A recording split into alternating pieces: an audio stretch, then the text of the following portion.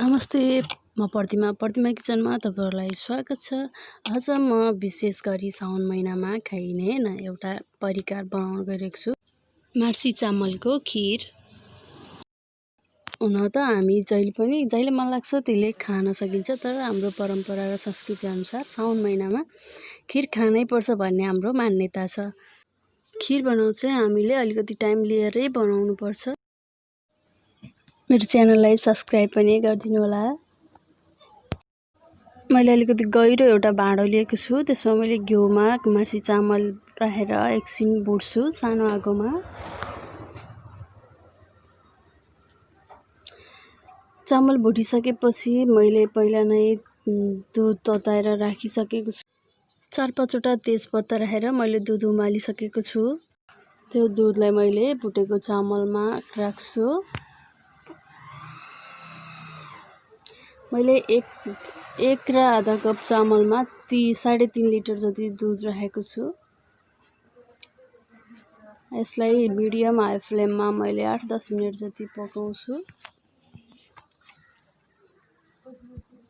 8-10 minute भइसकेपछि मैले ग्यासलाई चाहिँ अलि सानो बनाएर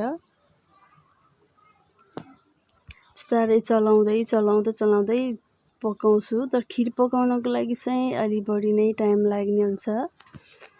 हामी जति सानो आगोमा पकाउँछौँ त्यति नै मिठो हुन्छ हाम्रो खीर।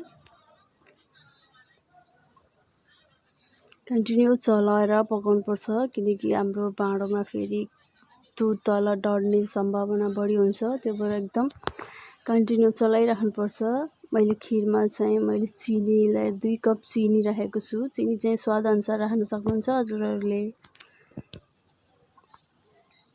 अब यसमा मैले जाइफल कोरेर जाइफलको धुलो राख्छु। जाइफल चाहिँ एउटा सानो जाइफल लिएर त्यसलाई हाफ जति कोरेर त्यसपछि राख्छु म।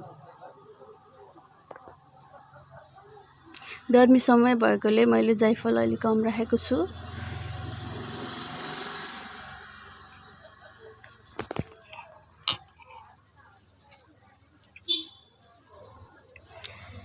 मरिचको धुलो राखेँ मैले। यसलाई राम्रोसँग बाक्लो हुने गरी पकाएपछि अनि निकालेर हामी यसलाई रुम टेम्परेचरसम्म सेलाउँछौँ। त्यसपछि हामी यसलाई सर्भ गरेर खान सक्छौँ।